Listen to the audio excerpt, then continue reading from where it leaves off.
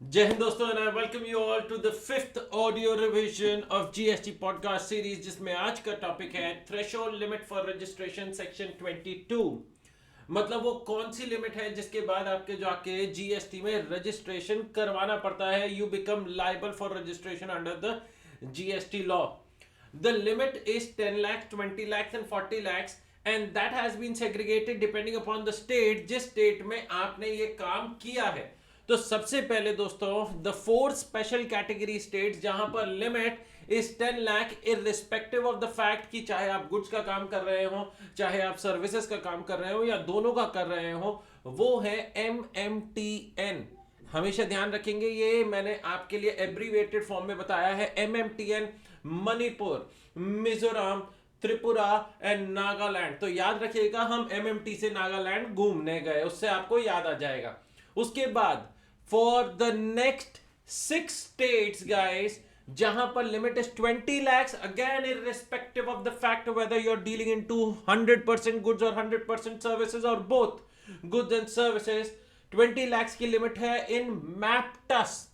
M stands for Meghalaya. अच्छा, यहां पर बच्चे कंफ्यूज हो जाते हैं।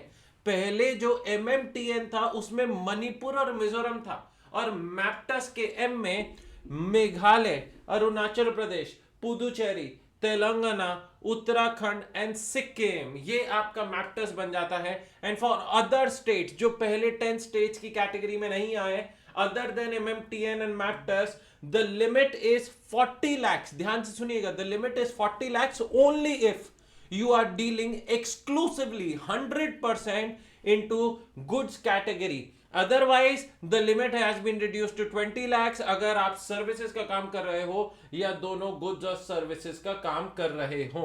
अच्छा sir, what shell happen in a scenario कि सर एक स्टेट हमारा MMTN में है, एक स्टेट हमारा मतलब एक ब्रांच हमारा मैप्टस में है और एक ब्रांच हमारा अदर स्टेट्स में है। तो इन दैट केस the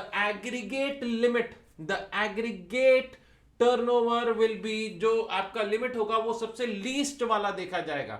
अगर आपका एक भी ब्रांच MMTN में है तो तीनों ब्रांचेस का मिलाकर एग्रीगेट टर्नओवर की जो लिमिट होगी वो सिर्फ 10 लाख रुपए ही रह जाएगी। इन जबकि आपका एक स्टेट मैप्टस में भी था, एक ब्रांच अदर स्टेट में भी था। Alright guys. अच्छा सर, ये एग्रीगेट टर्नओवर में क्या क्या आता है? आप बार बार बोल रहे हैं एग्रीगेट टर्नओवर। तो एग्रीगेट टर्नओवर में आपकी सारी की सारी सप्लाईज आती हैं, जिसमें taxable, export, exempt, interstate supplies of all the branches combined together guys. But it shall not include, दो चीजों को इंक्लूड नहीं करता है। And the first thing is inward supplies on which tax is payable on reverse charge basis. Inward supplies are purchases. Inward मतलब मैंने सामान खरीदा, मैंने सर्विसेज ली और मेरे को उन पर जाकर जीएसटी पे करना है रिवर्स चार्ज मैकेनिज्म में।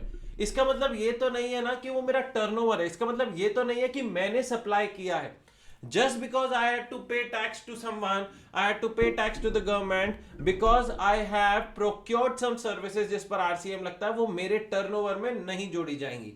लेकिन अगर मैं कुछ सर्विसेज देता हूं, मैं कुछ गुड्स देता हूं जिन पर रिवर्स चार्ज मैकेनिज्म लगता है, मतलब मेरे से जो सामान खरीदेगा वो जाके टैक्स पे करेगा, तो in that case that will be added in my turnover. तो क्या क्या चीजें आपके टर्नओवर में जोड़ी जाएंगी? Taxable supplies, export, exempt, interstate. क्या नहीं जोड़ी जाएंगी? Inward supplies on which taxes payable on reverse charge basis, and GST मतलब जो आपके CGST, SGST, ये सारे टैक्सेस आपके नहीं जोड़े जाएंगे। क्या एजेंट अगर आपके बिहाफ पर बेच रहा है, क्या वो भी आपके टर्नओवर में जोड़ा जाएगा? जी हाँ गाइस, वो भी आपके टर्नओवर में जोड़ा जाएगा। I hope guys you enjoyed every moment of this podcast. This brings us to the end of section 22. आपके सारे के सारे पॉइंट्स कवर हो गए हैं, लेकिन एक पॉइंट का जिसका और ध्यान रखना है गाइस, एक पॉइंट जिसका और ध्यान रखना है जो मेरे से रह गया बताना, and that is notification number 10/2019। Notification number 10/2019 ने वो 40 लाख रुपए की लिमिट लेकर आई थी फॉर अदर स्टेट्स जो कि 100% गुड्स का काम कर रहे हैं, लेकिन उनके कुछ एक्सेप्शंस है। एक्सेप्शंस है मतलब जिन पर 40 लाख की लिमिट अप्लाई नहीं करेगी। पहला, पर्सन जो कि कंपलसरी रजिस्ट्रेशन में आते हैं under section 24।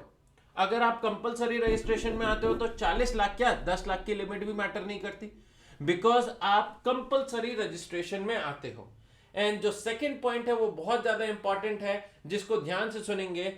Persons engaged in making supplies of ice cream and other edible ice whether और नॉट कंटेनिंग कोकोआ, चाहे चॉकलेट आइसक्रीम हो या वनीला नॉर्मल वाली आइसक्रीम हो, पान मसाला, टोबैको, एंड अब आते हैं आपके कंस्ट्रक्शन रिलेटेड मटेरियल्स। उनके नाम सुनिएगा, fly ash bricks, blocks, bricks of fossil meals or similar siliceous earth, building bricks and earthen or roofing tiles. मतलब ये कंस्ट्रक्शन रिलेटेड मटेरियल गाइड, अगर आप इस चीज का काम कर रहे हो तो then the limit of 40 lakh shall not apply to you. ये कंपलसरी रजिस्ट्रेशन में नहीं आते हैं, ध्यान दीजिएगा। लेट्स से दोस्तों, अगर मैं आइसक्रीम का काम करता हूं वेदर और not containing cocoa in the state of Madhya Pradesh, Madhya Pradesh में सिर्फ मैं आइसक्रीम्स बेचता हूं, माना ये गुड्स है, माना मध्य प्रदेश में 40 लाख की लिमिट है, लेकिन आइसक्रीम के केस में 40 लाख की लिमिट अप्लाई नहीं करती, तो इन दिस केस मेरे लिए 20 लाख ही अप्लाई करेगा।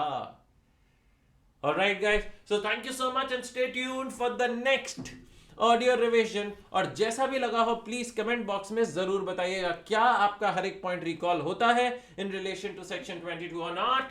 Please make sure to share that feedback in the comment box. Stay tuned for the next video.